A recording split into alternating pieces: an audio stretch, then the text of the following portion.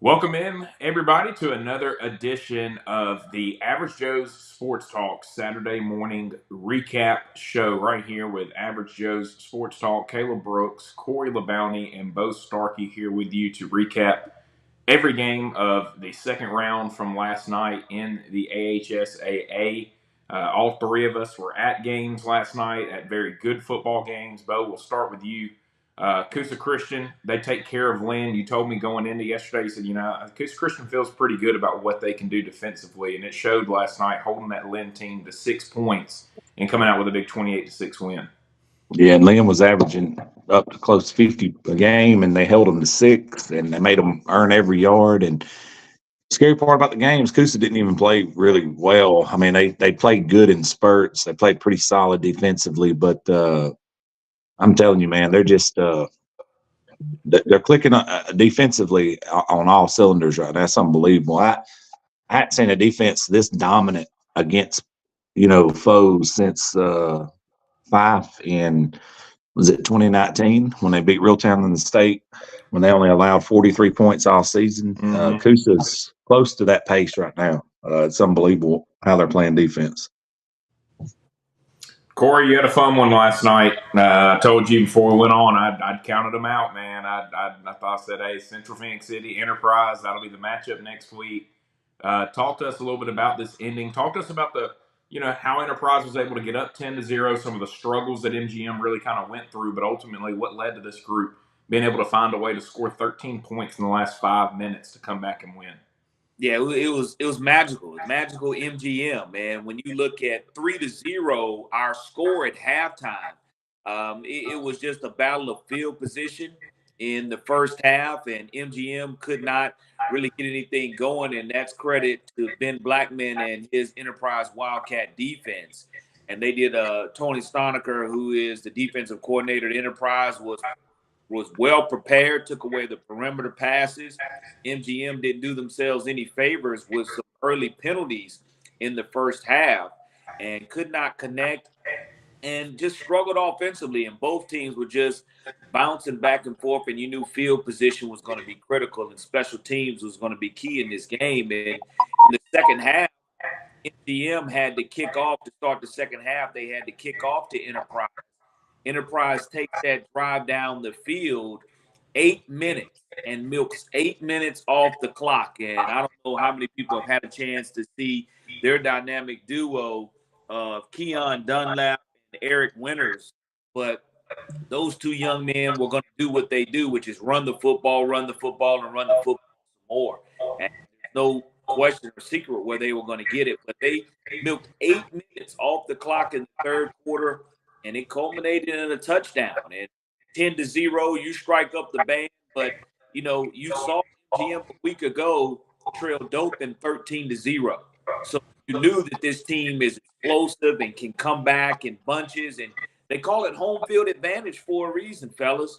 And home field advantage in Sims, Alabama definitely looked up, because in the fourth quarter, MGM was able to have a huge stop, flip the field. They finally connected on a big-time pass to Jaden Smith. Jared Hollins throws like a 45-yard pass. Great catch down at the 1-yard line. And then they were able to punch it in to make it 10-7. And I knew we had a game then. I mean, there was plenty of time left on the clock, plenty of timeouts left on the clock. And wouldn't you know it, fellas, they attempt an onside kick after scoring that first touchdown. They recover the onside kick, and then Uncle Mo, he was in Sims, Alabama with a Santa Claus hat. I mean, he was ready to give out gifts because, I mean, it was unbelievable, the excitement there. Once they got the onside kick, they turned around, drove down the field, kicked another field goal to make it 10-10, and all this happened within a 2.5-minute time frame. So we went on a scoring drought, a 10-0 lead, evaporated, and all of a sudden it's tied up. You have the home field crowd behind you witnessing history, because MGM, until last week, had never won a playoff game in school history, ever. And we're talking about 75 years ever in school history. So you can imagine the excitement last week. It was triple this week. And all of a sudden that momentum needed one stop. and they got that one stop and were able to drive down the field to the 4-yard line, line up for a field goal. 5 seconds left on the clock. You have another huge field goal being made by Aaron McCraney. He was the most valuable player last night, the kicker. Special teams, the third phase of the game that goes unlooked and unheard of, because he had 2 field goals and 1 onside kick that was successful. And Aaron McCraney helps MGM to a 13-10 win. And now there was a Music City Miracle play that made it kind of interesting at the end, as they were able to lateral it for the last 20 seconds, which there was only 5 seconds left on the clock when MGM kicked it off. But, man, what a great game. Congratulations to MGM. And now it's going to be David and Goliath next week, guys. Yeah, David and Goliath next week, and it should be a fun ball game. And speaking of David and Goliath, I had Vestavia and Thompson last night, and we kind of felt like, Bo, going into it, hey, there's a chance that maybe Vestavia plays well and can stay in the game. It was 14-14 at halftime last night. Going into it, Coach Evans told us during the week, look, things are going to happen for us to win this game. We've got to get fumbles. We've got to get penalties from Thompson. They've got to make mistakes and not play well. They got what they needed last night. They just weren't able to produce enough offense in the second half. No points in the second half. Thompson outscores them 20-0 and goes on to win 34-14 to set up a semifinal rematch with Hewitt-Trussville. That's going to be very interesting. I don't know about you two guys, but I was very shocked to see Hewitt-Trussville dominate Hoover the way they did last night, 40-7. And it seems like this Hewitt-Trussville team is starting to play their best football here at the right time, and going to be very, very interesting to see how that game really unfolds next week. Yeah, it's an interesting one, Caleb. That's what champions do. They put people away. When it was tied 14-14, you and I were texting back and forth. The next thing you blink and look up, and it's 34-14. That's what champions do. And, next week, Vestavia is going to – I'd be interested to see what the line on that game is going to be, because that's going to be that one will not be a David versus Goliath. It'll be more like Andre the Giant versus Goliath. They're not as big as Goliath, but they got a little size to them. They ain't David size either. Before we get started here with all of our scores, want to make sure that we thank Little Pink Houses Construction up in Gunnersville. Little Pink Houses started with a concept that takes a woman's touch to make a house a home. Our licensed builder and main designers are women. We not only build a great home, but we act as a designer, assist in fixture choices and finishes through the build-out or reno. Basically a one-stop shop for luxury renovations and new homes construction. Let us help you make the hard decisions that normally you pay an interior designer and architect to do over the cost of the builder. Check out Little Pink Houses Construction. Make sure to scan the barcode right there on your page, and it'll take you to their website, show you all the different things that they can do, all the things they've done in the past, and maybe they can help you in some way to help shape up your house a little bit and give it that woman's touch. Maybe it looks too manly in there. You got the man cave going and stuff. Well, Little Pink Houses come in, they'll fix it up for you. We appreciate the support right here with us in Average Joe Sports Talk as we recap all of the games from round 2 of the AHSAA Playoffs that took place last night. So getting started here, guys, with our scores. We're going to start in 1A. We'll work our way up to 7A. So that's kind of the order that we'll go in here today, and getting things started with 1A. Leroy over Georgiana last night, and that sets up a matchup as Brantley gets an upset win over Lochapoka 14-12. So we'll have Leroy and Brantley in the quarterfinals next week. But, Bo, we've talked about this Leroy team. Corey, you've talked about this group. Very resilient group, and team that's had to deal with their coach getting asked to, go and perform military duty, and so he has to leave at the beginning of the year.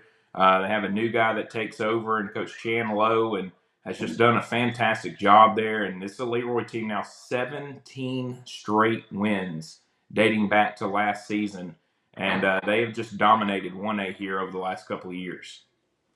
Yeah, I agree with you there. The Leroy Bears, when you drive through Leroy, of course, it only takes maybe 5 minutes to do so. But at the same time, there's that pride in that surrounding community. There's that championship swagger. Bo, you talked about it. Champions are going to do what champions do at this time of year, and it's no wonder that Leroy not only is successful in football, but you turn around, you look at the success in baseball and other athletic sports as well. Leroy just continues to want to find a way to get to Tuscaloosa, and how do you do that? You take care of business and defeat Georgiana. And they were underdog in that game. I thought that was perfect for Leroy to be on such a winning streak and to come into the game a 3-point underdog. I'm sure that wasn't plastered on everybody's on every wall in that locker room. That's music to the ears of the coaching staff at Leroy. Yeah. No doubt about it. And then, as I mentioned, Lochapoka, they fall to Brantley. I was looking forward to a good matchup of Lochapoka and Leroy possibly next week, but we'll get the Brantley Bulldogs, who, speaking of baseball, Corey, played for a 1A championship against Appalachian this past year, so they've got experience of getting to the big game and being there. And so now their football team will see if they can get a big win over the defending champs and put themselves in a position to have a chance to go play for a state championship. Right underneath them, you have Maplesville with an upset win over Sweetwater last night. A big win there for Maplesville. It's a team that's gotten better as the season has gone on. But as we've talked about, they're going to have their work cut out for them, as they'll have to take on the Elba Tigers, who got a big win over Milry last night, 47-28. And it's an Elba offense that really nobody has been able to stop at all throughout this whole entire season. Yeah, I mean, high-powered offense gets it done in the playoffs. I mean, score after score after score. Sooner or later, you're going to have a stop. And, I love the offensive shootouts in the playoffs, to be honest with you. And that's what you see in a lot of lower classification games, really. You start to see high-scoring games. You don't see defensive battles. You see score after score after score. And calling a lot of these 1A, 2A, and 3A state championship games with you, Caleb. I know, you've sit and witnessed, whether it's in Birmingham or Brian Denny or Jordan Hare, we normally see high scoring 1A through 3A games. So moving on now, we'll take a look at the northern part of 1A. Coosa Christian over Lynn. We talked about that game at the beginning, Bo, just a dominant defensive performance, and it's been hard for anybody to score. I mean, 12 points? That's what Coosa Christian's given up over the last 7 weeks total. So Since September 1st, they've given up 12 points defensively, and they gave up 1 kickoff return. So they've gave up 12 points since September 1st. Yeah, that's incredible. So Hackleburg, they're going to have their work cut out for them next week, as they'll take on that Coosa Christian team. And they were able to get a win over Valley Head last night, 33-18. So we'll have Coosa Christian and Hackleburg next week in the quarterfinals. And then Pickens County, they're back again. We've seen them make it to 2 state championships in the last 3 years. Coach Michael Williams, who played for Nick Saban there in Alabama, was part of 3 national championships. He knows how to win, and he's carried that over to Pickens County, where he's had a lot of success, and they get a big win over Winterboro, 38-29. But again, they're going to have their hands full as well, as they'll have to take on the Wadley Bulldogs, who put up 81 points last night against South Lamar. I got a text from someone. They said, "Dang, what did South Lamar say about Wadley's mama?" Because man, they went out there and put it on. So 81 points last night, and Bo, we've talked about this Wadley team all year. They've kind of gotten back to what they were 2 years ago when they made the state championship, maybe even a little bit better, and they're starting to really figure it out, it seems, on that offensive side of the football. Yeah, when you see a score like that, it reminds me of Rocky IV when Doc was screaming for Rocky to throw in the towel. He'd had enough on Apollo. But, yeah, I don't know what sparked that. Yeah, I know Coosa had a reasonings why they said they scored the 94, but 81 in the playoffs, I mean, I don't know. Something had to be said or something, but man, this Wadley team, what's funny is nobody talks about them. They came on my radar earlier this year when they beat Spring Garden 48-7. I was like, whoa. And then ever since then, they've just continued to dominate. This is a dangerous team because everybody talks about Pickens and they talk about Coosa and they up here and they talk about they were talking about Lynn forever, and but nobody is mentioning this Wadley team at all. So they're in a good spot. they're playing that Juice Johnson role right now. He's like, for the first time, nobody's talking about Catholic first. It's Jackson and it's Andalusian. It's everybody else. So he said, "Hey, good, that's good." He said, "Bo, I don't even know why you're calling me." Like somebody talked to him. So if I was Wadley, keep your head down, continue doing what you're doing. Perfect role. That's basketball on grass. That's a full court press Yeah. football field. That's unbelievable. It's very Caleb-esque 2K score online. Yeah, normally I have the 27 when I'm playing 2K. So. That's how many I give up in MLB The Show. Yeah. So moving on to 2A now, Clark County, they get a win over Goshen. It was a great year for Goshen this year. First time in a while they've been extremely good. They get to the second round, but they run into a very good Clark County team. And so that Clark County team now will face the defending 2A runner-ups, BB Comer, who got a huge win last night, Bo, over Highland Home. That was a very good Highland Home team that very easily could have been a 1 seed if it wasn't for the Reeltown Rebels. And so big win at home last night for BB Comer, and should be a very, very fun matchup there with Clark County and BB Comer there in the quarterfinals next week. I text Coach Fawcett about an hour and a half before the game, and he texted me back. He said, "Man, I'm honest with you, I'm a little nervous." And I sent him, I think it's Joshua 1:9, where he talks about, have I not commanded you to be strong or something like that? And I got him fired up through all adversities. I don't know the exact wording of the verse, but it got him fired up. And he met, I told him I was proud of him after the game because, Adam Fawcett, if there's a good guy out there, he's one of the good ones. I mean, he's one of the best men in the state of Alabama that leads other young men. Great coach, and it's no mystery. The one thing I like about him is he hasn't shied away from the expectations this year. He's actually embraced them. But he knew going into that one, that team had lost one game by 7 points to Reeltown. He knew he was going to be up against it, and they were going to be very hard out, and they were. And that game was as advertised. But, man, I'm telling you, BB Comer's got that it's like the animals in the wild. When they get that taste of blood, they want it. You know what I mean? And that's what they remind me of this year. They look like they're on a mission.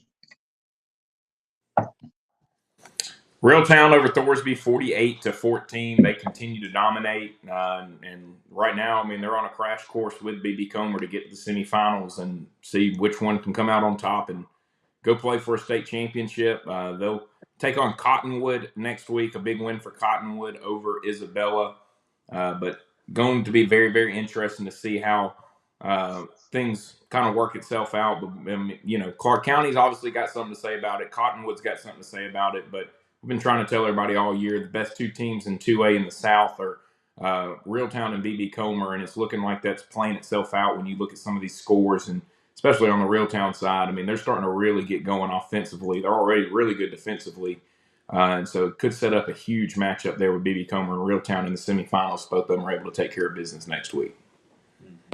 Yeah, it's gonna be a monster right there. So now we'll move on to 2A North. Tuscaloosa Academy over Southeastern, both 38-6. We've talked about this group. I hadn't seen anybody make the move from AISA to AHSAA as successfully as they have, and they've dominated. And they got to the third round. Were they in the third round against Fife last year, or was that? I think it was.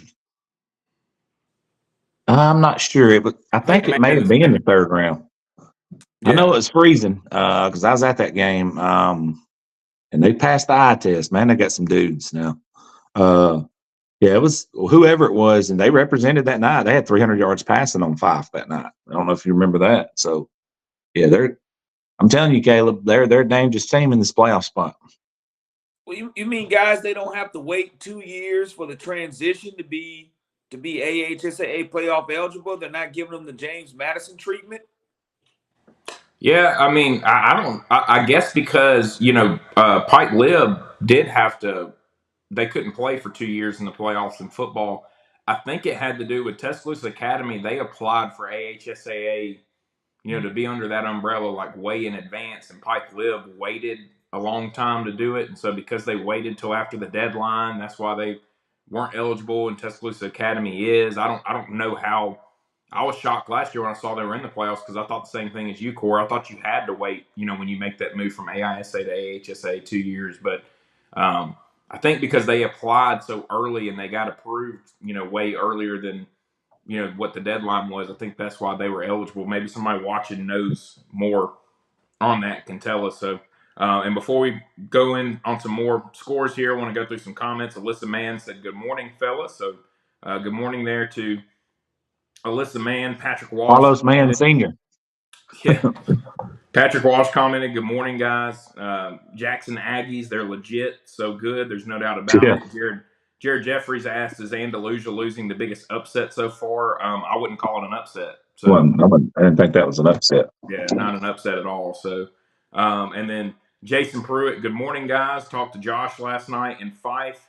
He shagged after one quarter. He had seen enough, and I don't blame him. You look at that score right there on your page." And then Marcus Herbert commented, "Go Comer Tigers," and they've got a lot to be proud of there at BB Comer right now. But Pisgah over Tanner, Bo, we talked about this game during the week on Road to the Blue Map. We thought it could be an interesting game, and Tanner was able to put up 38 points. So I think for a Pisgah fan, that does have to concern you just a little bit, the fact that you're still giving up points, and that's what got you beat against Fife. And got to get better on that side of the ball. But when you score 66, you can afford to give up some points. And this is a Pisgah offense that it's just been very hard for anybody, including the Fife Red Devils, to stop this year. We had Luke on the show last night on the final drive, and Luke, I said, Coach, first thing I asked him, I said, Coach, you guys were a 5-point underdog coming into this game. And I said, you don't have to answer this, but did you use that for motivation? He said, absolutely. At this point in the season, anything that's said negatively about us is a positive for me as a coach. And he also said that his offensive staff and himself have watched film, and they come up and they guaranteed they could score 50 on them after seeing tape on Tanner's defense. They were seeing some mismatches they knew they had.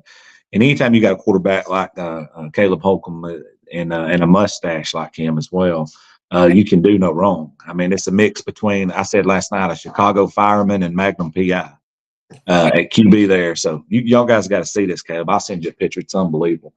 And I also asked Luke Pruitt, was he jealous of Holcomb's mustache? And he said he absolutely was.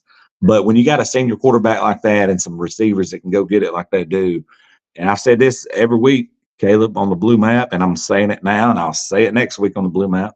If Pisgah plays a football game, I don't care who they're playing, they're scoring 40 or more. So either you can get on board with that and beat them, or you're going to get beat. That's just facts. Nobody's held them under 40 all year. I mean, they just, I don't know, they're clicking on this unreal level. And when you see them on grass and you see them execute this offense that Luke runs, where they spread you out and they get you in mismatches, and you gotta guard every blade of grass, that's hard to defend. And they are giving up points. And I think one of the reasons that they're giving up points is because they're so fast-paced, NASCAR-type pace on offense and scoring so many points. Their defense is on the field all the time. I think that has something to do with it. Fife over Lexington, 57-24. Bo, any concern there with Fife giving up the 24 points to Lexington last night? Because outside of against Pisgah, you hadn't seen that from them defensively. Those were late points, Caleb. Anderson had 14 carries for 255 yards and 4 scores. Ryder Gibson had 5 carries for 166 yards and 3 scores. So they were just scoring in chunks, and they got the young guys in to play. So those points come in late. And there was a reason why Josh left after the first quarter. Not really. I mean, I know Coach Benfield would never say that in film study. So, yeah, there's a major concern. The sky's falling like Chicken Little. But just from a outside fan's perspective, I think they're okay. Locust Fork over Celigent. We've talked about it all year, Bo, and next week we'll finally get the matchup that we've kind of been looking for. Locust Fork and Fife will play against each other. Do you know where that game will be? Be at Fife. And I went and visited Coach Adams in Locust Fork this week. Went to a basketball game during the school on Friday, on Thursday. And Noah and I went over there and took pictures, and I met Coach Adams, took pictures of their facilities. They treated us very well. They were super nice. They want us to come back and see them play. And I said, well, actually, we'll be there next week. So, Caleb, this is the matchup everybody wanted. They're averaging 55 points a game. They're fixing to play Fife. This is Fife's the gatekeeper of 2A North and has been for years and years and years. And in order to take that next step, you always, I hate to use Ric Flair, but I'm using Ric Flair. I think you know where I'm going with this, Corey. To be the man, you got to beat the man. So we'll find out next Friday on that one. And that's going to be a fun football game between two really good football teams. And I'm going to tell you, two great leaders of young men. So that'll be a really good football game. Bo, I don't know a ton about Locust Fork's history and football. Would this be the biggest win in Locust Fork football history if they beat Fife next week and get to the semifinals? Yeah, I think without question. And there's a gentleman, Caleb, if you look on the pictures that I posted of them this week, he was in his 90s. There's a picture of him on their wall wraps, and it's very special. Their coaching staff told me about it. I said, who's this gentleman right here? And he said he used to coach here. And he had asked, he said, I want to hang around for one more winning season for these guys, man. I just love this team and program so much. And last year, I believe they finished 7-4, so he got his wish. And I said, well, he's probably smiling down for real right now, looking at what you guys are doing, because you guys have been that, man. They just been destroying people, and they look pretty good. You look through those pictures, Caleb. They got some guys. Be interesting. They got a lot of guys that play two ways, both ways, but Fife does too. But it'd be interesting to see the points, how many points they score, and how fast they score, and how that matches up with Fife and what they do, where they basically put you in a phone booth and into a meat grinder for 2 hours, 3 hours, however long the game. You're going to be in their phone booth doing what they do for that long. So you have to withstand those body blows if you want to have a chance against them. So it's going to be an interesting football game, to say the least. Yeah, Jared Jeffries commented and said he's a Locust Fork grad and said this would no doubt be the biggest win in Locust Fork history. Yes. Next Hey, he'll probably know that gentleman's name that coached there that's on their wall wrap too. Yeah. I apologize. Oh, the stadium's named after him, actually, as well. So, and I got a picture of that as well. So it'd be an easy find. I just can't get to my phone right now while we're live. But yeah, it's got to be a huge win for him, man. If it has to be up there, if it's not the biggest, it's got to be pretty close to it. Yeah, it should be a fun. It's got to be encouraging to know that Pisgah was able to put up 42 on them. Lexington was able to get 24. So, I mean, that's got to at least give Locust Fork some confidence with being able to go get some points on the board, but better be able to get some stops defensively, because that was what Pisgah's biggest problem was. If you'd have told me going into that game, hey, Pisgah's going to score 42 on Fife, I'd have said, ooh, Fife, they may lose that game. But you got to stop them too, and you got to stop Logan Anderson, which is a lot easier said than done. Caleb, he's at 1,990 yards, and Corey, this is one semifinals removed from a full-blown torn ACL last year. Wow. He blew it all out in the semis last year versus Pisgah, and he's back this fast and got 1,900 yards in less than a calendar year. And he don't play in the second half of a whole lot of football games. So it's incredible the rehab and dedication he has to get back to this point. But it's no mystery where it comes from. His dad, Chad Anderson, was an absolute animal at Sylvania. His brother, Zach Anderson, plays for Sylvania, and Coach Van now, who's a dog as well. It just runs in their genes, Peyton Anderson, I know you remember him, Corey, was running back there that won several state championships and played at Auburn. So, yeah, it's going to be an interesting game. It's two really good communities, two really good head coaches, and a lot of good football players. Bo, the name is Gary Pate. Gary Pate, that's right. That's correct. That's awesome, man. I'm glad he looked at, or he knew it off the top of his head, I'm sure. And that's right. I remember seeing it on the stadium. We took a picture of his sign up there. Really cool story. Moving on to 3A, Corey, Mobile Christian, they continue rolling. They beat this Houston Academy team 30-3 last year. They beat them 35-10 last night. I mean, do you think they're the favorites more than likely to make it out of the 3A South? Yeah, absolutely. I do. I mean, Ronnie Cottrell, you lose someone with the caliber of Sterling Dixon Jr. right before the season begins. And, Sterling went on to have great success at Spanish Fort this season. But Ronnie Cottrell and the guys just really kept it together. To play 3A football, they have an offensive line that's probably the size of some 6A and 7A. And because of that, when you have a dominant offensive line and you have the athleticism and the explosiveness that they have all three phases.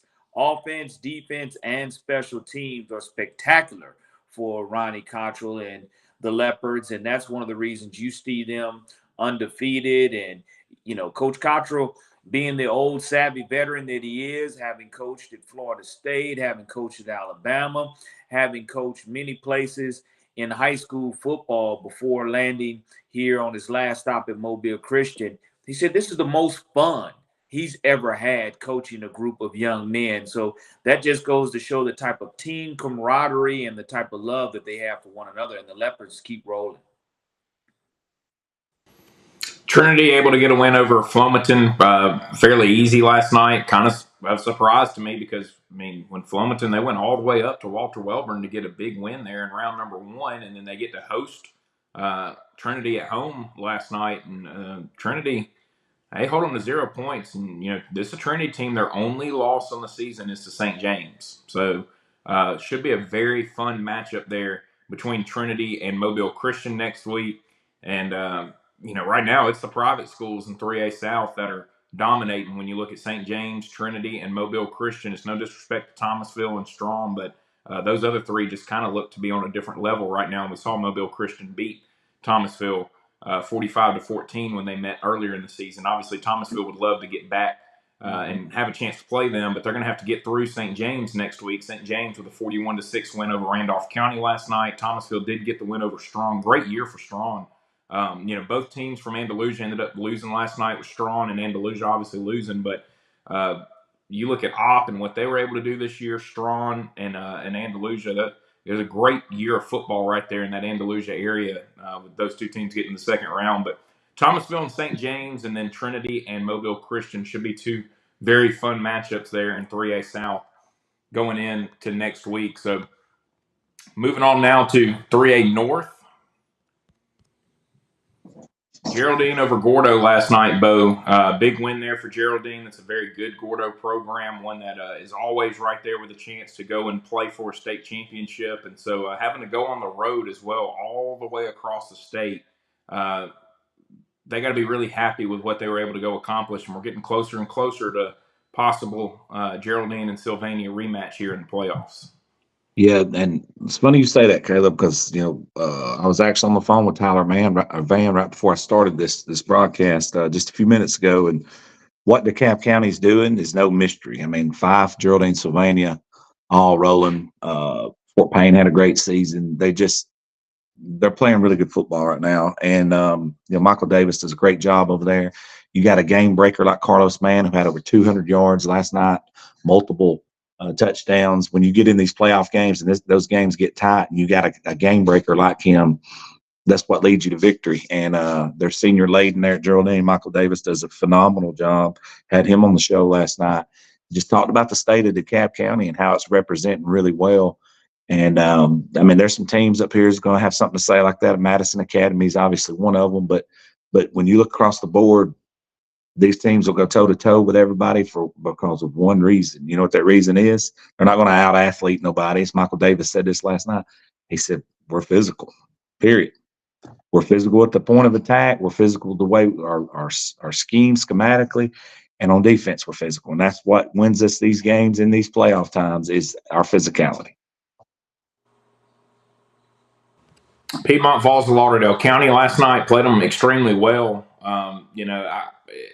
If you told me a few weeks back, Bo, that it was going to be the defense that ultimately kind of let down Piedmont, I'd have been surprised by it. They played extremely well defensively throughout most of the year, but here towards the end started kind of giving up some more points here at the end of the season. I was able to hold a really good J.B. Pennington team to 14, there in the first round. But this is a Lauderdale County team now 12-0 on the season. They've dominated, and Geraldine's going to have their work cut out for them next week as they take on this Lauderdale County team.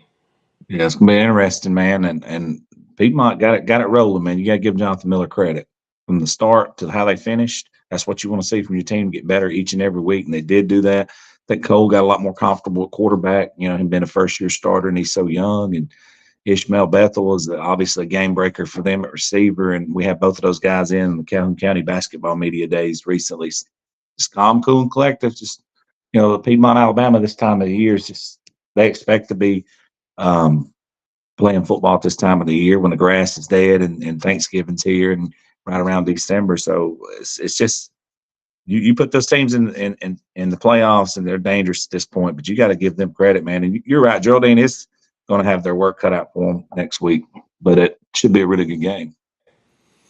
Corey, a big matchup up in Huntsville last night. Madison Academy, Mars Hill, two teams that we've seen play for multiple state championships, and ended up being a great matchup. Madison Academy, they were averaging 50 points a game going into it. They also were giving up less than 10. So Mars Hill was able to hold them under their offensive average, score over their defensive average, but still ultimately Madison Academy able to find a way to get a win. And right now they look to be like one of the most dominant teams in 3A North or South. Yeah, I mean, Madison Academy, you mentioned the tradition there of that program. And, tradition will only take you so far. And then what you have to do is you have to live up to that tradition. And sometimes that becomes hard to do. But this Madison Academy team is not backing down for anyone. And they're continuing to play great football, like you mentioned. And, when you want to be one of the elite and one of the best teams in 3A, Madison Academy, that Mustangs, that MA, it wants to make a trip back to Tuscaloosa and to have an opportunity to capture that blue map. And, that's a tough, grinded out 7-point win. Nothing easy for them here in the playoffs, but moving on is all that matters for Madison Academy. They'll be taking on Sylvania. Big win over Winfield last night, both 35-10. It's a Winfield team that scored a lot of points this season. Played very well on the offensive side of the ball. Sylvania able to hold them to 10 at home last night. That has to be encouraging for that defense, knowing what they're going to be up against offensively with this Madison Academy team next week. Yes, Tyler Van is the man for the job. I mean, if there's somebody out there who prepare for big games and perform in big games, it's Tyler Van, and he does a phenomenal job there. And again, they're going to lean on Parham and these other guys to run the football and be physical at the point of attack. And he knows when you play a team that's explosive as Madison Academy, you got to slow that game down and you got to beat them up inside with the body punches. And that's what I look for Sylvania to do. That and making them snap it one more time on defense, keep everything in front of you. Sylvania is not going to be an easy out, fellas. I can tell you that. They're going to fight tooth and nail in that game, and it's going to be interesting because Madison Academy's they've been dominant, man. I mean, they've been murdering people, and to beat Daryl Higgins and Morris Hill last night in the playoff game, they got to be riding high right now. I can say that. Moving on to 4A. This game was mentioned earlier, and Jared asked, is this the biggest upset so far? And it's not an upset, Jared, if you've kept up with Jackson all year. And they've been dominant. They got a freshman quarterback that already has 3 SEC offers, and big win for them over Andalusia. Andalusia, from what I was told, I got a buddy, I went to school down in Andalusia at LBW, and I got some friends down there. And apparently Andalusia was dealing with some injuries here towards the end of the year. They had a linebacker out. They had, Burkett was a little – banged up here towards the end of the season, very similar to last year. But no excuses. Jackson just went and took care of business last night, 31-7, and showed everybody that they're a team you're going to have to watch out for in 4A South.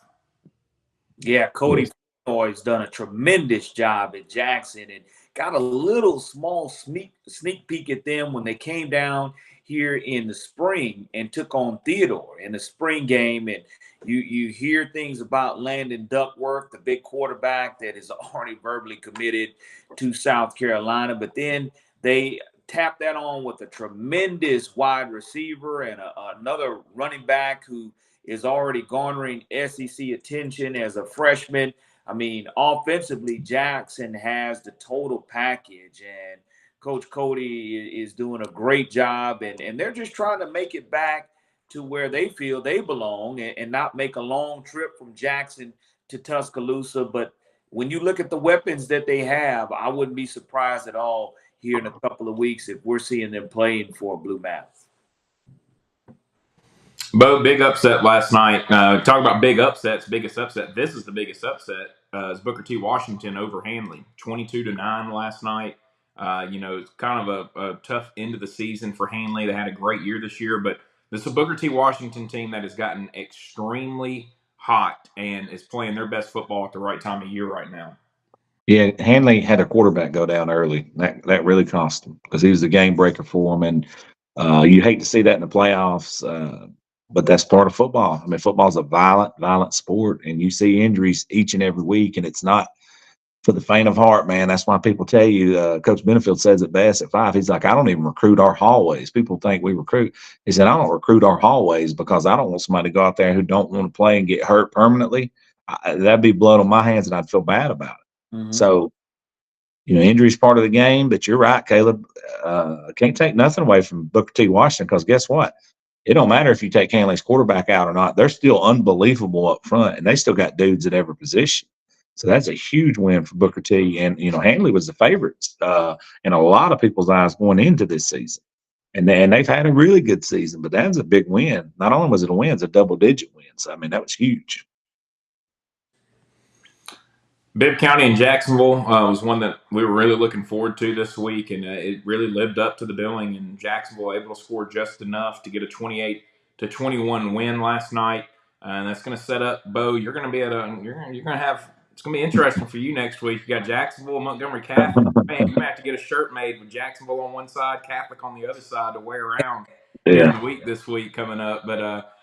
Good win there for Jacksonville, and then a good win for Montgomery Catholic. I had a buddy last night. He's like, man, Montgomery Catholic's in a tight game. And I was like, well, yeah, they're playing T.R. Miller. T.R. Miller's pretty good, So that's what it's funny. Some of these people out there hey, the other teams are, I know Catholic's good, and I know that, Hanley's good and Andalusia's good, but these other teams are pretty good too. We've been trying to tell you guys all year that 4A South is the most loaded classification with from a north or south. It's the most loaded that there is. There was 8 teams that we felt like could go and win it. Any of these 8 teams right here that are on your screen right now could have made it to the state championship if things went the right way. I mean, that's how loaded 4A South is. So a big win for Jacksonville last night over Bibb County, 28-21. It's a Bibb County team that had played Andalusia extremely well. They had dominated their region throughout the season, and then a good win there for Catholic and Juice last night over T.R. Miller, 24-14 at home. And it does, Bo. I mean, we're going to talk about it more on Tuesday, Road to the Blue Map. And, now that we're cutting down on games, we're going to have a lot more time to really dive into these games. And I'm looking forward to talking about this one with Jacksonville, Montgomery Catholic. Could be the game of the week in all of AHSAA next week. Yeah, it's going to be a phenomenal game. And per Juice Johnson, we're not talking much about Catholic. He's like, don't mention us, just keep right on moving. So we're not going to talk too much about Catholic, but I'm proud of him. I'm proud of Caleb McCreary for what he's done there. Over 10,000 yards and 125 touchdowns total. So yeah, I'm proud of him. That's all I'm going to say. We can move on to the next. Well, Corey, I remember. And I will say this, Jim Ogles Jr., when you get in these playoffs, you got a quarterback like him, and his dad's been a college coordinator. You got a quarterback like him, and his dad's been a college coordinator. That's what wins you games with Jacksonville. And Clint Smith does a good job of letting him be himself, and they're going to be a tough out. I watched that game last year, and it was not an easy game for Catholic. Hey, Bo, how important do you think that team that made it, they ended up losing to UMS, right? But how important do you think that is for this group to at least they have someone to look at and go, hey, we can do this at this school. We've done this. We've made it to a state championship. We've been there before. You think that they can look at that group with Wiggins and all those guys and say, hey, we've done it here before. Why can't we go do it again? Good thing is I think they can lean on some of those guys, especially Ron. Ron's still at JSU. So, they can lean on these guys and talk to them and mentored by them. And they still have the same head coach and Clint Smith. So, and then they can lean on their state championship basketball team, the back-to-back championships, about being a champion. So they got a really good support system, and I do think they talk about that team a lot, and it's good for the community out there. It's good for Calhoun County. It's weird, Corey. They're right here in Calhoun County, right beside us, but they're in the South. Mm-hmm. Same thing with Anniston. Same thing with Welborn. Same thing with Sachs. It's crazy. 30 minutes from me, but they're considered South. So yeah, Caleb, I think they're definitely going to use that and lean on those guys. Yeah, they're considered South, and Mountain Brook's considered North. So tell me how that is. But But yeah, it should be a lot of fun next week. And, 4A South, again, just absolutely loaded with talent, loaded with teams, and going to be a fun division and classification to follow. But staying on 4A, we'll go to the North. Brooks over Priceville, 70-42. A lot of points scored in that game. Kind of expected that. Brooks offensively seems to really be rolling. 56 against Aniana, now 70 here against Priceville. They're going to need to be rolling as they're going to take on Westminster Christian, who got a big win over Deschler last night, 39-35. Bo, I've been telling you all year, my brother told me at the beginning of the year, look, this quarterback for Westminster can play. And, they lost their first game of the season to Lee of Huntsville. They were up. He got hurt. After that, they didn't score any points. Lee of Huntsville ends up being able to get the win. They didn't lose again until they played Madison Academy, and you kind of wondered, getting beat by Madison Academy in that way at the end of the year, is that going to negatively affect them? What hasn't? They've bounced back. They've won their first 2 rounds, and it's going to set up a fun third-round game with Brooks. And, again, there's going to be a lot of points scored in that game. I mean, Westminster's scored a lot, but they've also given up a good bit. Brooks kind of in the same boat. And that may be a game of who has the ball last next week when those two teams face off with each other. Big shootout, Caleb. And that quarterback you're talking about has we looked up his stats today. It's like 2,200 or 2,500 yards passing, 25 touchdowns, and then 1,400 yards rushing and 22 touchdowns or something like that. I mean, you're talking about Johnny Manziel, like looking numbers. I mean, dude's is like playing out of his mind.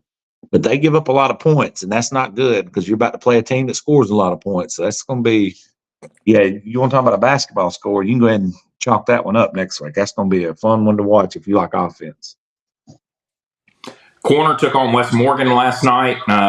Corner had a great season this year, had a really good team. I had a guy in the studio last night that he went to Corner and he asked me, he goes, what do you think? You think they got a chance? I said, look, it's going to be tough.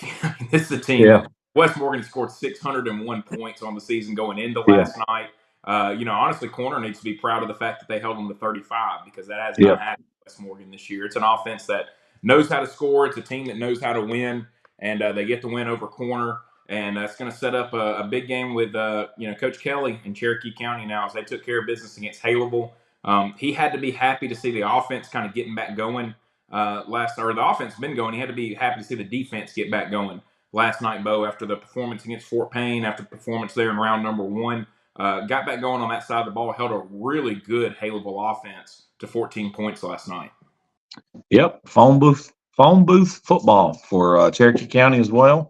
All out 5, they're going to beat you up. They're going to put you in a phone booth. They're going to give you a heaping helping, an overflowing helping of Jacob Cornejo, whether you like it or not. You're just going to have to take your medicine. If you can take your medicine and withstand all that, you got a chance to beat them. If you can't take your medicine and you shy away, it's going to be a long night for you. And that's what I expect from Cherokee County moving forward. And when them and West Morgan lock up, it's going to be interesting. They played last year. Cherokee had a dominant win over them. But they play defense at a really good level themselves, Caleb. Who else would you have rather play than Fort Payne leading into these playoffs? You can get a good look at your weaknesses in the secondary and up front, and B, they got athletes similar to what West Morgan is as far as on the edge and things like that. And C, you break that undefeated streak and get that pressure off of you. And then you refocus, go watch the film. You got stuff to break down, and then get back after it. And that's exactly what Coach Kelly's done over there. And look, it'll be a fantastic football game.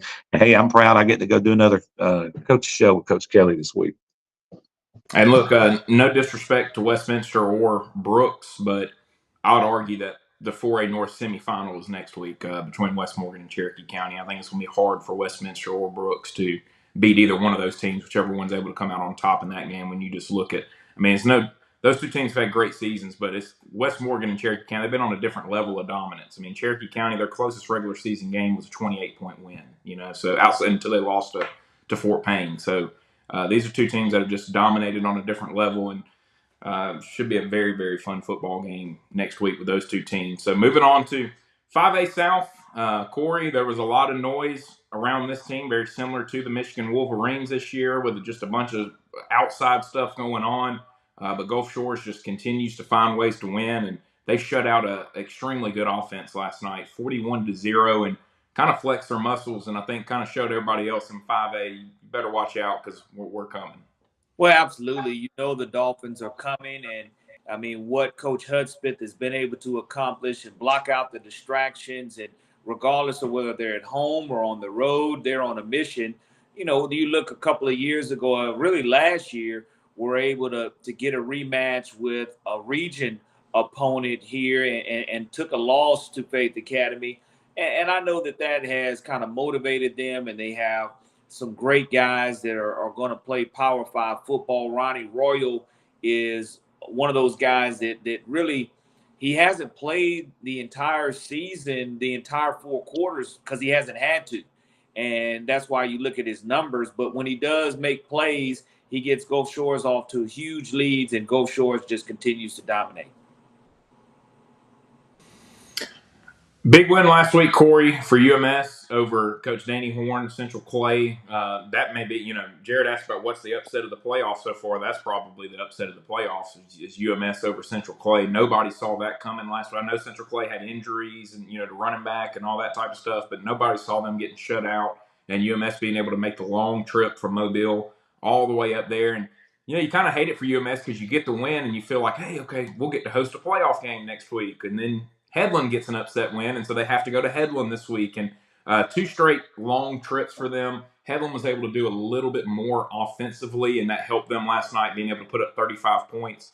Ultimately, not the year we're used to from UMS, right? But I think these players need to be proud of the fact they found a way to get into the playoffs with that win over Williamson at the end of the year, and they found a way to get a big playoff win, over Central Clay and Coach Danny Horn, which is a huge deal. That during the week they had to be talking about, hey, we got to go win this one for our coach. This is a big one. And so they were able to get that done. And ultimately, UMS, they're at a level where they're playing for championships and things like that. But I think it's a year that they need to be very proud of with what they were able to accomplish this season with what they had. Tremendous coaching job once again. He's not the winningest coach in the state of Alabama for no reason. And, Terry Curtis and his guys, you look at them, they didn't have that superstar group of 5 prospect. Joe Lott was the best player on their team, and he played both ways. And it's hard to play quarterback and then turn around and play defensive back. But being able to score 21 points, especially coming off that emotional victory and shutout they had a week ago, you're right. Kudos to Terry Curtis and the UMS Riot Bulldogs for a tremendous season. Great year for BC Rain, Corey.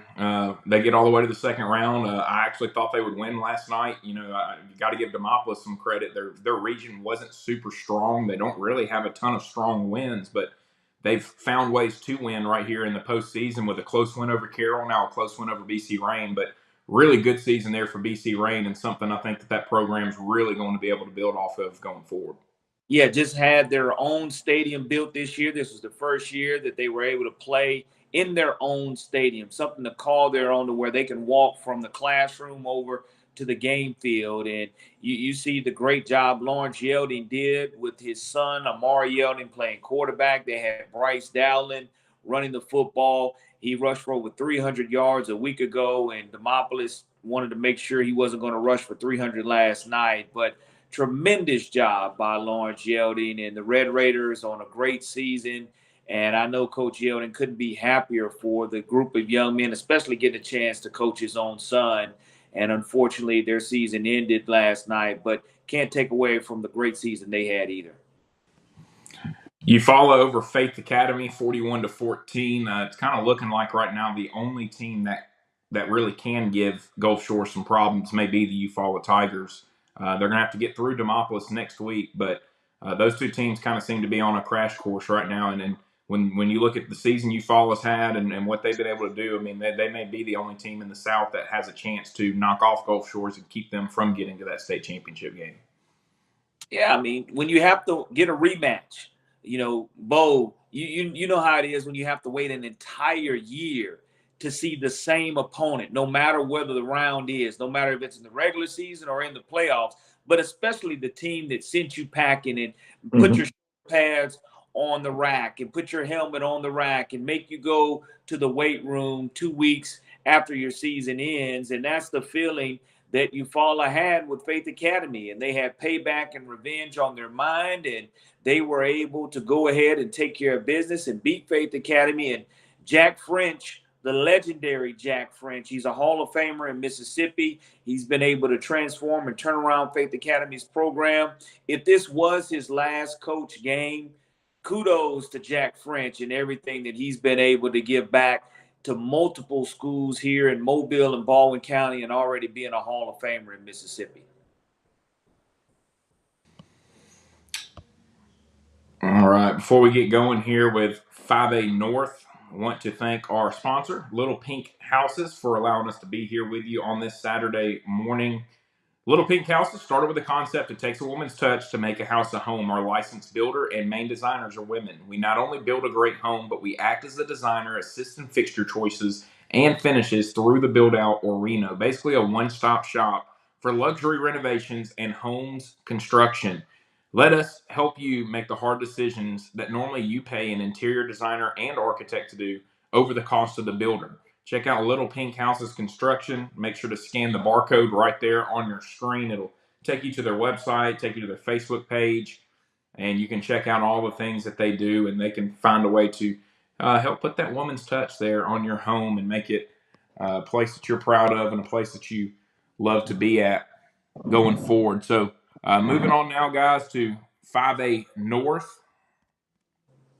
Ramsey over Leeds. They dominate Leeds last night, Bo. This is a team that's starting to really get going at the right time, and they're playing their best football. And going to be a fun matchup with them and Moody next week, as Moody was able to beat Russellville 42-21. I found out last night that's the game that we'll be doing as the AHSAA TV game of the week. This coming week will be Ramsey and Moody, and I'm really looking forward to seeing that matchup and seeing Jake Gaines and his group go on and take on the defending 5A state champs. Yeah, they'll be taking on Coach Jackson and Ramsey, and been a lot of disrespect to Ramsey this year, in my opinion. They're like Gulf Shores are getting a lot of talk, and other teams out there in 5A, but nobody's mentioning Ramsey. But what does Ramsey do? They go on the field and take care of business. Coach Jackson has his guys playing. I mean, look at this, Caleb. Look at the score of the Leeds game. This is Leeds we're talking about. They're playing. This ain't some slippery rock somewhere. I mean, these are dudes they're playing, and they just manhandled them. And the shout out to Jake Gaines and what he's doing over there. Lost the region, but then has come back in these playoffs and found lightning in a bottle. And you're going to be looking at a very good, well-coached game next week to call, Caleb, because you got two really good coaches that's got their teams really hot at the same time. So that'll be a really fun one next week.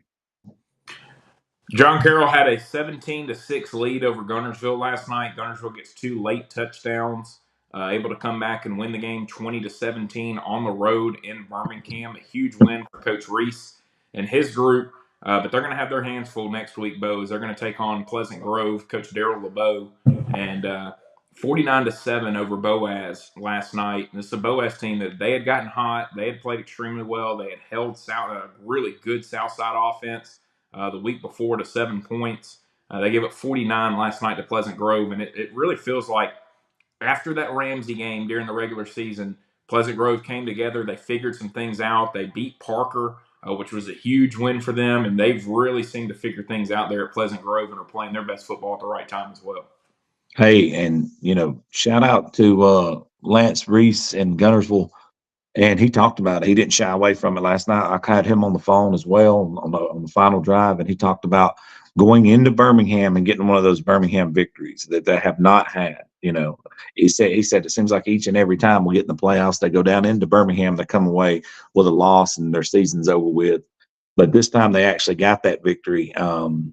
Albeit it's John Carroll, but John Carroll's only losses was to Ramsey and Pleasant Grove in back-to-back weeks. So, yeah, they're pretty good. If that's your only 2 losses, then you probably had a pretty good season, and they have. And for them to come from behind like they did, Coach Reese, their quarterback Morrison's that fantastic guy. He real calm, real steady guy. He said he had all the faith in the world in him, that offense last night to complete that comeback, and they got it. And then to talk about what Darrell LeBeau's done, Darrell LeBeau is it's interesting how when we talk about some of the best coaches in the state of Alabama, he don't get mentioned, and it's because he hasn't captured that first blue map But if there's ever been a guy that's knocked on the door, this dude's been beating it with a sledgehammer for a while. He's been right there so close so many times, and he's such a good coach, man. And he's young and hungry. And him and Frank Warren are cousins at Parker, and both of those guys are two of the brightest young minds in high school football in the state of Alabama, in my opinion, and coaching wise. And he beat a really gritty Boaz team that had nothing to lose, and Jeremy Sullivan, his guys just went up there and they did what you're supposed to do. Halfway through the season, they had a losing season going, and they just basically said, you know what? Let's just play with our hair on fire. Let's just turn everything loose and just give it everything we had. And that's exactly what they did. But man, that's a tall task to beat Darrell LeBeau in the playoffs, man.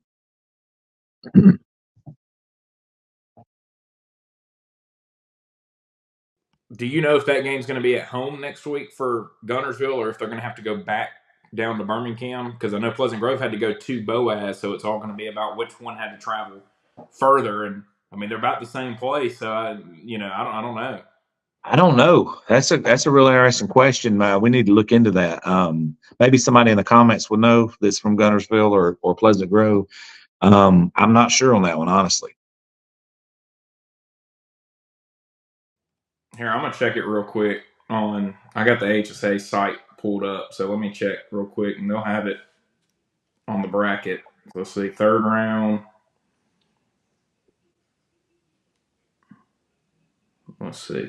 Pleasant Grove at Guntersville? Yeah, Pleasant Grove at Guntersville. So, hey, look, that helps you a little bit when you get to host it and be at home. So, hey, now, I'm just gonna say it, man. That won't be a tough. I mean, that won't be an easy victory for Pleasant Grove. Guntersville has guys, man. They're not the, you think they're not your normal looking team, so to speak. They got guys up there at Guntersville. They got a good quarterback. They got a offensive lineman that's got 12 or 13 offers. They have really dynamic running back that runs. I don't know what he runs, a 4.3 or something. I mean, it's going to be a tough game. Yeah, looking forward to seeing how that one goes next week. So now looking at 6A South, Corey, I knew it was going to be a tough matchup for Briarwood last night. Just don't have the athletes to match up with what Saraland has, especially offensively from an athlete standpoint. Is there any part of you, Corey, that is a little concerned with the Saraland defense? Just here at the end of the year, beginning of the year, it was, after Lipscomb, it was shutout, 3 points, 6 points, shutout, 3 points, 3 points. And then all of a sudden, teams have started being able to kind of put up double digits. Are they late points in the game? Or, is there any kind of concern with what they've done defensively and just seeing a little bit more double digits scored on them late in the year? No concern there. McGill Tulin hit him in the mouth. Really, the first play of the game a couple of weeks ago against their starters. You go down 7-0, and then you wind up, and the defense pitches. The starting defense pitches a shutout until the backups can come in. So no concern at all. If you're Jeff Kelly, you want to be tested. You want to have concern because you want to face adversity, especially every single week. Everybody is 0-0, and it's that win or go home mentality. But you get the rematch that you really want right now is Saraland will be hosting Hillcrest of Tuscaloosa. Saraland had to travel to Hillcrest last year, and it was just, again, nobody played defense a year ago in that game. It was just score after score after score after score. I think there might have been 7 or 8 consecutive scores on offense to where it looked like a 7-on-7 meet instead of 11-on-11. But no concern for me within that defense. They're going to do what they need to do to play 4 quarters, and Saraland's really, really, really good.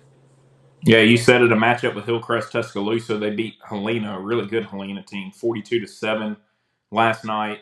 Dominated them at home. And so, as you said, Hillcrest will have to travel all the way down to Saraland. And Saraland, if they win, they'll be in line to host no matter what. I think in round 4, because of that long trip up to Briarwood, Pike Road's going to have to go to Benjamin Russell for their first road game next week. But the miles traveled from Pike Road to Alex City ain't near the miles traveled from Saraland all the way up to Briarwood. So Saraland looks to be at home here to finish out the postseason no matter what. And that's got to be encouraging for them. But they will have their hands full with a very good Hillcrest team next week. Who just you look at what they've done defensively all year. You talked about last year there was no defense played. Well, I think that motivated this group in the offseason because they've played some defense this year. They've been extremely good on that side of the ball all season. Yeah, it's going to be fun to watch. Again, Hillcrest Tuscaloosa's got a little dose of Ryan Williams last year, which those numbers ultimately helped him be put on a statewide scale. The type of offensive numbers that he put up against Hillcrest. Hillcrest coach said, look, that's the best football player I've ever seen, ever. And, it's Ryan Williams and company this year. Saraland's tremendously deep. Going to be a great matchup. Benjamin Russell, they dominate Hueytown last night, kind of back and forth early. I texted Bo these numbers earlier, Corey. Gabe Benton from Benjamin Russell last night, 18 of 20, 357 yards and 4 touchdowns through the air. Obviously, he's got an Auburn commit, Malcolm Simmons, to get the ball to. Cedarian Morgan, a sophomore, who's going to be a highly touted player as well on the outside. And they have other really good high school players as weapons as well. And just too much for Hueytown. And, Corey, you got to see Theodore this year. Were they that not good on offense to have gotten shut out by Hueytown last week? And, I mean, did they struggle that much on that side of the ball? Yeah, I mean, you were missing the last couple of years. Theodore had a couple of backs that were 1,500-yard type backs. And you look at when you take that away from the offense and you have a young quarterback, Theodore, if they were going to beat you, they were going to beat you defensively. That's what Theodore's strength was. It was not the offensive side of the football. So for Benjamin Russell to find a way to beat them by 20, that's impressive. And I know, including yourself, Caleb, a lot of Benjamin Russell folks are like, man, this is what we invested in and what we're used to seeing. This is Benjamin Russell football. No doubt about it. Got to give Smitty Grider a lot of credit. They've now won 8 straight. And, I remember sitting on here with both of you after they got beat by Homewood that night. And, it's kind of just depressing. They're sitting there at 2-2 on the year. You'd felt good about what their chances were going into the season. They had not played well. They got dominated by Coach Warren, dominated by Homewood. And now they've figured it out. Got to give the seniors a lot of credit. They've stepped up from a leadership standpoint. And now they found themselves back in the 3rd round for the first time since 2015, when that group that came down to Spanish Fort and played Spanish Fort in the 4th round had a big lead in that game before blowing it late there against Coach Freeman in that group. Last time Benjamin Russell's been there, and so they'll get to host next week, and they'll host Pike Road, surprisingly. And I say surprisingly, Corey, because Spanish Fort was up 17-0 at halftime last night and looked like they were in total control. And Pike Road comes out and outscores them 31-0 in the second half. And when you look at how Spanish Fort had played defense all year, that it's just shocking for me to see them give up 31 in one half like they did last night. Oh, absolutely. It's really, when you think about it, you have 2 Power 5 defensive ends, one going to Alabama, one going to Miami. That's not supposed to happen. The 17-0 lead is supposed to happen. You're expected to see that defensively. But for Chase Smith and his team, he didn't sleep well last night. He's not going to sleep well for the next 11 months because you look at what he's losing defensively. And on top of the fact that this is a team that knocked them out a year ago in very similar fashion, having the lead 1 year ago as well, you have a chance to redeem yourself. You're on the road to redemption. You have a half of redemption, and then the wheels fall off for you. And that's very unfortunate for Spanish Fort. But like you said, to have 2 Power 5 defensive players, edge rushers at that, 17-0, I would have said that would have been the final score. No way, form, or fashion did I expect 31 unanswered points, regardless of what kind of momentum showed up in that game. Yeah, I mean, I'd wrote off Pike Road. I'm not going to lie. I saw the score at halftime. I was like, well, it looks like Benjamin Russell's going to have to make another trip down to Mobile. And next thing I know, somebody sent the score, and I was like, well, is that a typo? I mean, you just don't expect that from Spanish Fort. And No. I can tell you, all the folks at Benjamin Russell, including myself, were happy Benjamin Russell doesn't have to go down there because Spanish Fort has not been kind to Benjamin Russell over the years, having to go down there, whether it's baseball, football, whatever sport it is. It's something about making that trip down to Mobile has been tough for folks there in Alex City. So they're happy to get a home playoff game again. Their 3rd straight home playoff game next week. They know it's going to be their last game. They'll either travel to Hillcrest or travel to Saraland, no matter what. And so that also has to help when you know, hey, this is our last home playoff game. Let's go out and go play hard. Should be a fun matchup, and you got to give Granger Shook a ton of credit there at Pike Road. They started out 0-2. This is first year there. You get off to an 0-2 start, and there's probably after what Patrick Browning had accomplished and all that, there's probably some people kind of looking around going, this is the guy we went and got, and they just went to work, and they've gone on a huge winning streak now, and they played two pretty good teams start the year too. They played a team from Georgia that beat them, and then they played Hillcrest. So we could have a rematch between Pike Road and Hillcrest in the semifinals, but it's going to take 2 road wins from both of them in order to set that up. It should be a lot of fun. And 6A South, we talked about how loaded 4A South is. 6A South's loaded as well. A lot of good talent, a lot of good football teams there in the 6A South, and so should be a lot of fun to follow those next week. And so getting close to the end here, we'll look at 6A North now. And I don't know about you guys, but I was kind of surprised at how close that Clay Chalkville and Mountain Brook game was last night, 17-13. Chris Yeager's group had been giving up a lot of points here towards the end of the season. I mean, Gardendale was able to put up a ton on them. Baker came up and put up 37 on them. They played well defensively, but ultimately Clay Chalkville, things very similar last night. It was 2 similar matchups. I had Vestavia and Thompson, and I think this Clay Chalkville Mountain Brook matchup was very similar to that matchup of ultimately Clay Chalkville's athletes and their athleticism just took over in that ball game, and they were able to get the win over Mountain Brook. But you got to give Coach Yeager credit. Their group showed up prepared, showed up ready to go, and gave themselves a chance to win and get a big upset win last night, and were very close to getting it done. Yeah, anytime you give the Wizard a 1-game playoff scenario, which is what that was, he's going to have a game plan cooked up for you. And that's no disrespect to Drew Gilmer and his guys at Clay, but it's very extremely hard to outcoach Chris Yeager in a situation where he's playing for his playoff life, and he's got his guys believing that this is life or death, and he's game planned, and those guys go out there and listen and execute like they do. So I know Drew thought that going into this game, and I remember talking to Matt Glover 2 years ago. But when Clay went and won the state, after the games, he usually go home and relax and chill out. But he said after that Mountain Brook game, his mind was so fried. Even though they got the win, he was just like, man, it's just like, you got to do so much to defeat this guy. And he gives you so many looks and situations, and he puts you in situations where he exposes your weaknesses defensively. So I knew that was going to be a close game, but I was shocked, Caleb, that it was as close as it was and how well they defended Clay. Well, Muscle Shoals was able to defend Fort Payne in that offense last night, 41-10. We kind of knew going into it, Fort Payne had their work cut out for them.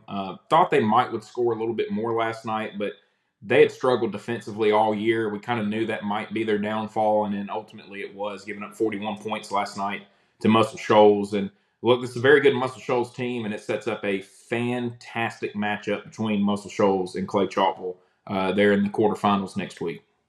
Yeah, Muscle Shoals, they're averaging around 44 points a game. They're only allowing, I think, 15 or 14 points a game. And they've quietly had an unbelievable season. I remember Coach Elmore, I don't know if I told you this on the final drive last week. Did I tell you what he said about Muscle Shoals? Corey, you're going to love this. So Coach Elmore from Fort Payne was on the show, and he goes, I take offense that people say Muscle Shoals is the best team in North Alabama. I'd have to see them in a 3-team playoff with North Alabama and JSU for me to say that they're the best team in North Alabama. So until they have that, I take offense to them saying that that's the best team in North Alabama. But I thought that was hilarious. And he knew, man, going into that game, much like we talked about Boaz, it's just one of them scenarios where you just go out there and just play loose, give it everything you got, do as your coach to do, but you're up against it. And he knew that there's going to be up against a tough team that's playing really good football. Nobody's talking about Muscle Shoals. They're just coasting along. Nobody's talking about them, but man, it's a dangerous team. I'm telling you, they're a very good football team, and they proved it again last night. Do y'all think that Mbakwe is going to have success next week? Who? Mbakwe. Oh yeah. I don't know if anybody can score on Thompson, you can score on Muscle Shoals. Yeah, that's the way I look at it, Corey. That's my thing. Is I don't know if anybody. He's one of those guys you just kind of contain. Yeah.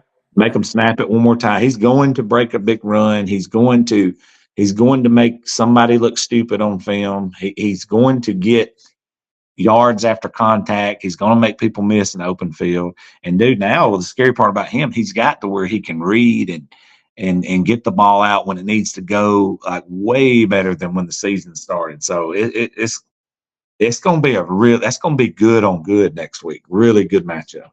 Yeah, Corey, I think the thing that ultimately could hinder Clay Chalkville and keep them from getting there and then could hurt them in a matchup with Saraland is while Mbakwe is a great athlete, he doesn't throw the ball great. And, you looked at their early scores in the season, only getting 31 on Briarwood and only scoring 17 on a Hueytown defense that was talked about. They gave up 28 to Gardendale and gave up, 47 to Benjamin Russell last night. And so I think that's what I'm going to be looking for next week is I think you're going to see Muscle Shoulder. I'm sure that's what Mountain Brook did last night. They're going to crowd the box and make him beat you with his arm. And if he can do it, you tip your cap and say, hey, we made you do something that you're not strong at, and you got it done. Congratulations. But that's what you're going to ultimately see, I think, is you're going to see Muscle Shoals, and then if they're fortunate to get by Muscle Shoals and get on to the semifinals, whoever they match up with, whether it's Parker or Gadsden City, they're going to take away the run and make him beat you with his arm. And that's how Clay Chalkville is going to have to win a championship. These next 3 games, he's going to have to get it done with his arm. He's very athletic. He's going to get some yards rushing, but you're going to see people, I think, take that away, crowd that box, and force Mbakwe to have to play quarterback, which is, obviously he's going to college to play defensive back. He's not a quarterback, but he's done a great job for that team this year. And, again, he found a way to score 5 touchdowns on the ground against Thompson. So if you can do that, I like your chances. But that's what you're going to see. People are going to take that away from him, and it'll be interesting to see how they – adjust to that and combat that, I think, going forward. How about Gadsden City, Bo? 22-15 over a very good Hartsville team. That's a very good Hartsville defense as well. And Gadsden City able to hold them to 15. They found a way to score enough points. Got the win at home. Thought we might get a Gadsden and Oxford matchup there in round 3. Parker able to squeak one out with a 7-point win there against Oxford last night at home. But should be a very fun game between Parker and Gadsden City next week. And going to be a lot of athletes on that football field. Yeah, man, what a great win for Ollie Smith and company. They just, man, they just make you proud to be from the city of Gadsden, to see the team that he inherited. And the first season he was there, and sitting down with him doing his coach's show at Chick-fil-A in Gadsden, and he looked us in our eyes when he was 0-8, and he said, "Hey, you guys don't leave me." He said, I'm going to do this. You guys don't abandon me. And to our word, we told him we wouldn't, and we have it. And, Reggie's there a lot for us and does a great job over there. And I'm telling you, man, I'm proud of Ali and the job he's done, because from that moment to now, you're looking at a team that's now rolling over into the 3rd round of the playoffs. A lot of doubters. You and I were very vocal on Tuesday about people not showing up to that first round game there. And I don't want to get on that tangent right now, but really we had a lot of pretty harsh things to say for the people not showing up to support this team. But for Ali to get that win and move on, it's huge. And I was kind of expecting them to play well. I didn't know if they could. I knew they could win, but I knew they had to play with their hair on fire to do it, and that did just that. Now, unfortunately, I don't know the severity of the injury, Caleb, but Luke got knocked out of the game, starting quarterback Luke Waldrop last night at Gadsden City. So prayers to him and his family, and hopefully he's all right and can play. They're doing an MRI today, so we'll know very soon his status.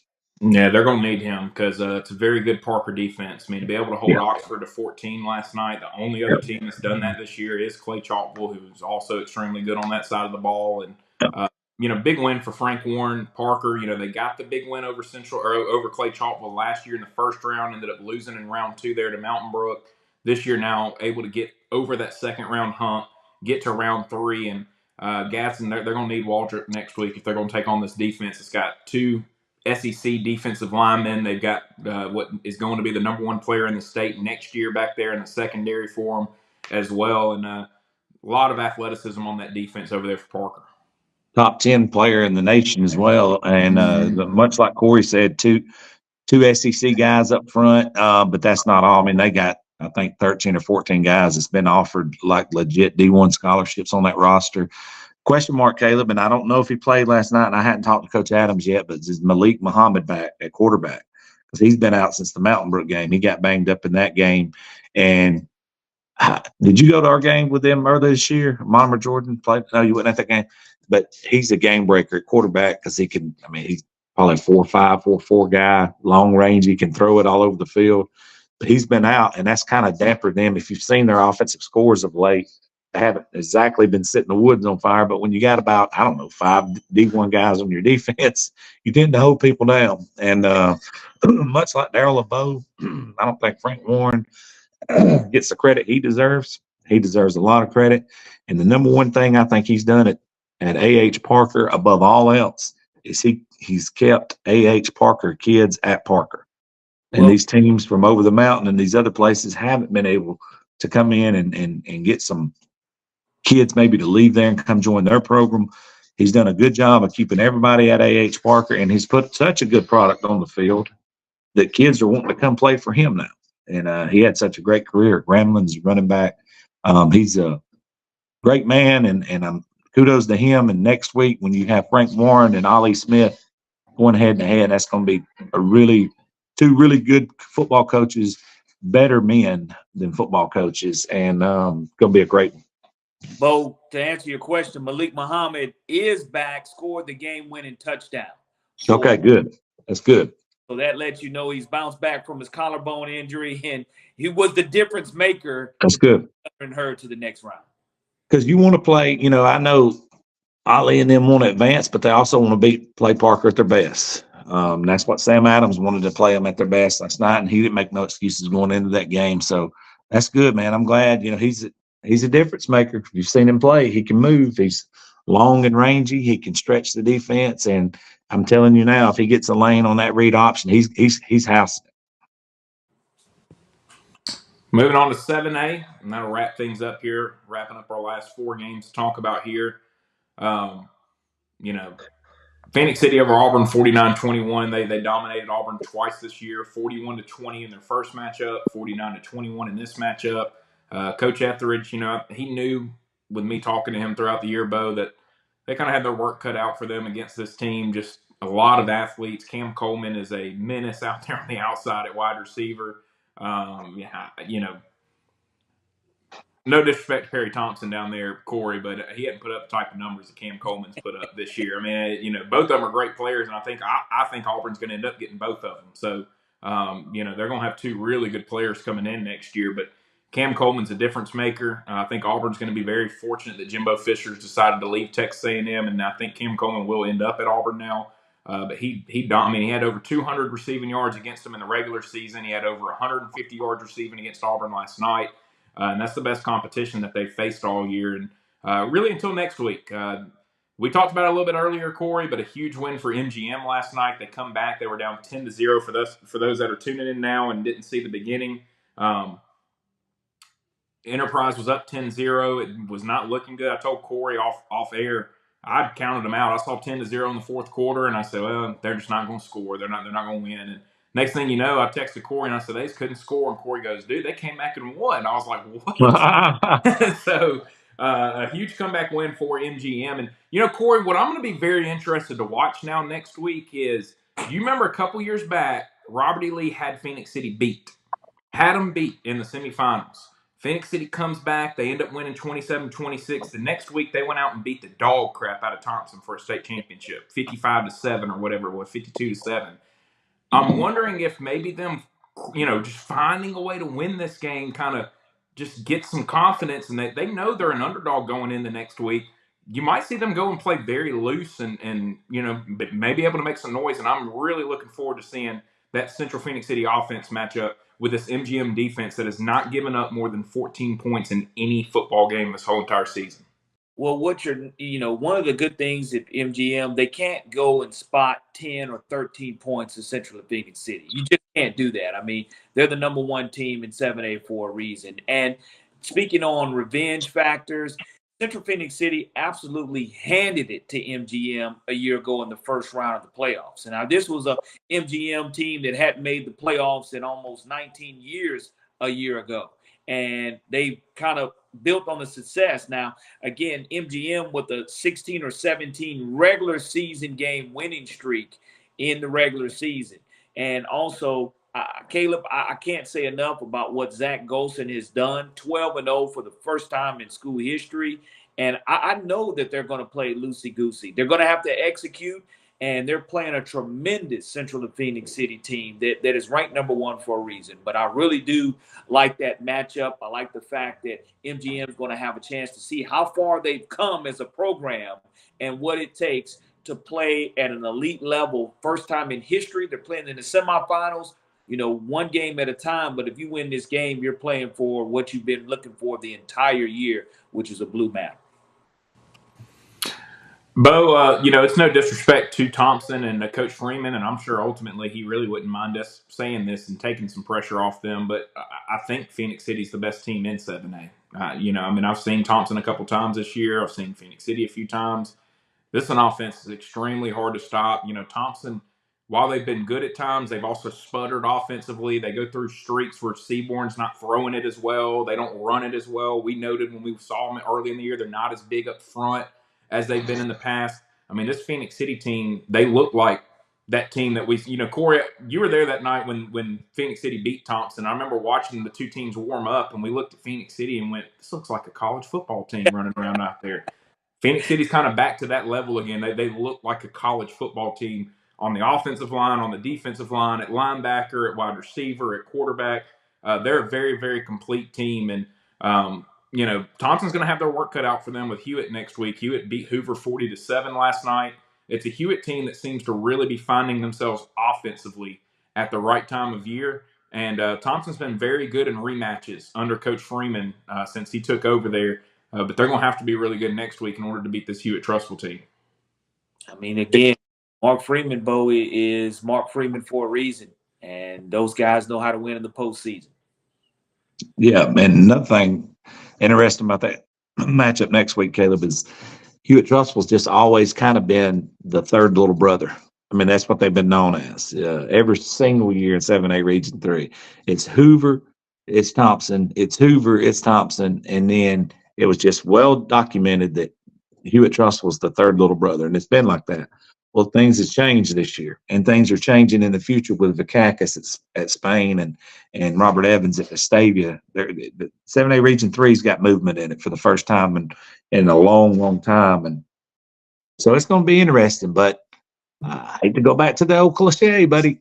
The Ric Flair, to be the man, you got to beat the man. And until somebody beats them in a one-game playoff in the playoffs and send them packing, it's hard to put for me to believe that Mark Freeman and Trent Seaborn and company's not going to get a game done. I've got to see it, 4-time defending state champs. I've got to see it with my own 2 eyes, got to see it happen.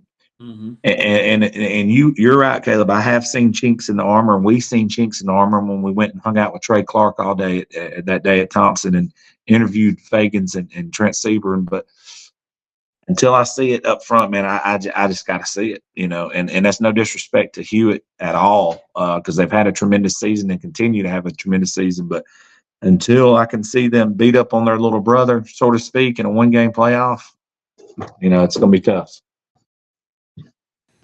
I'll tell you guys what, ultimately both teams got to get through it next week. Phoenix City's got to get through MGM, which is going to be tough. Thompson's got to get through Hewitt, which is going to be tough. But Fagans against Cam Coleman in the state championship could be one of the best matchups of the whole entire week when it comes to player versus player. If we get to that point, Fagans was good last night. He had one play, which I don't even think it was ultimately his fault. He was coming from his corner position on the other side, but they got beat over the top on a play-action play by Vestavia, and from that point on, he didn't allow another reception in front of him. He had great body position. I talked about it on the broadcast last night. If you watch, Corey, you watch Alabama every Saturday. I watch him. Kool-Aid does such a really good job of using, shielding guys, forcing them over to the sidelines, making them run out of bounds. That's what Fagans did a really good job of with Vestavia last night. He's really good at just shielding his body, making you have to run around him, and ultimately you're out of bounds. You can't get the ball. So that would be a very fun matchup if we get to that point with Anquan Fagans and Cam Coleman matching up there in the 7A state championship on that Wednesday night. Weight room time. We're going to see who's going to win in the weight room too, using the sideline. But two elite high school athletes from our state could probably make any Under Armour or Army All-American type squad. And when we get a gift to watch two elite athletes in our state compete against one another on opposite sides of the ball, it's worth the price of admission. So that's going to wrap it up for us with this week's Saturday morning recap show. Next week, we will have half the amount of games to talk about. So we'll be able to go a lot more in depth on a lot of these games. Corey, do you know what game y'all are going to be calling next week?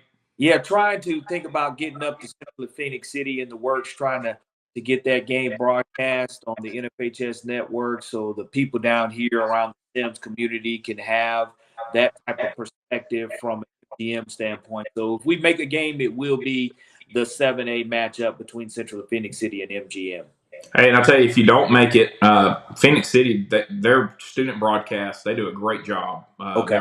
HS as well, so that you would not be hurting having to watch their broadcast as well. They do a really good job. You know, that AHSAA uses Phoenix City for the All-Star event in the summer and stuff because of how well they do. So they do a good job. And so I hope y'all get to go, but if y'all don't get to go, you'll get to see it's a broadcast that's just like y'all's, you know, with all the different camera angles and stuff like that. They do a very good job with their broadcast there at Phoenix City. So I'm looking forward to that matchup. Should be a lot of fun. And Bo, you don't have any more Friday night scoreboard show, do you? No, sir. I'm torn next week, but I'm probably going to go to Fife and Locust Fork. Yeah. That's Goliath versus Goliath. So yeah, please go to that because I want to know how that goes. So that one, it would either be Jacksonville and Catholic or that one. And last year I went to Jacksonville and Catholic at Jacksonville. So I love Juice, and Juice don't want media coverage right now, so I'm probably going to Locust Fork and Fife.